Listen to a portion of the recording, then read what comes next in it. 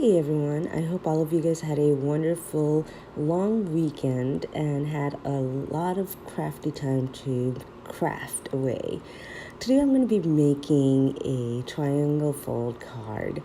This is our September month's challenge for Mimi Made It design team. We are creating all fancy fold cards. So I decided to make this triangle card because you get two cards for one price or one amount of work. So I started with a 8.5 by 11 piece of cardstock, and I used a heavy cardstock, and all I'm doing is scoring right in the middle. So on the 11-inch side, I am scoring at 5.5, and then on the the 8.5-inch side, I'm scoring at 4.25. Once I'm done with that, I hope you can see this. What I did was I put the corner, each corner on the middle of my cutting blade on my Cricut trimmer, and then I just cut it right in the center. And now, because my trimmer is a little smaller, I did have to go and trim those little extra pieces off on the sides, but it's very easy to do. You just trim it. And I hope you could see that because I know it's a little difficult to see. My trimmer didn't fit into my whole screen. I creased and varnished those score lines, and then I decided on which paper I wanted to use for this card.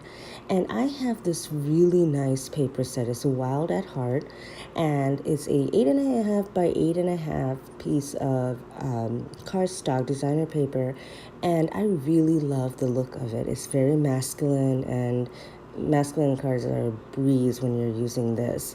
So I cut a piece of cardstock that was 4 inches by 5.25.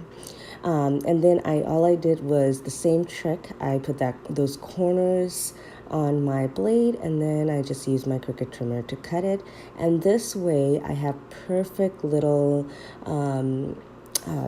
pieces for my front of my cards, and it fits perfectly, and I don't have to worry about any edges because it also gives this perfect edge because we cut the paper exactly the size we needed it to. So I just simply glued those down onto my cardstock base, the fancy fold card, and I made two cards because this card, as I've mentioned before, creates two cards. So you have one piece of cardstock in 8.5 by 11, and it creates two card bases. So it's kind of awesome. I then stamped this frog, very, very cute frog. I love this frog. And I just stamped it with Memento and colored it with some alcohol ink markers. And then I stamped this sentiment, Jump for Joy. I really love it. I love this stamp set. It's so adorable. Now, this is probably the trickiest part of this card, and it's not that tricky.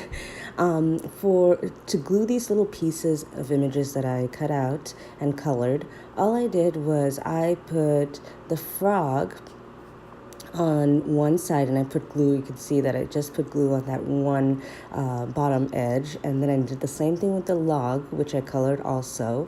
And then one piece needs to be on the other side, and it needs to be raised. So I put some foam squares on one of the corners of that little sentiment piece, Jump for Joy, and then I placed it right onto my little card base and just used that. That is used to close my card. So you can see the fancy fold card closes just like that. And that completes my card. I hope you guys enjoyed this fancy fold card. I can't wait to create more fancy fold cards for this month. So make sure you stay tuned and hit that subscribe button and that bell to get notified of all the new videos I'll be creating this month. Until next time, everybody. Bye.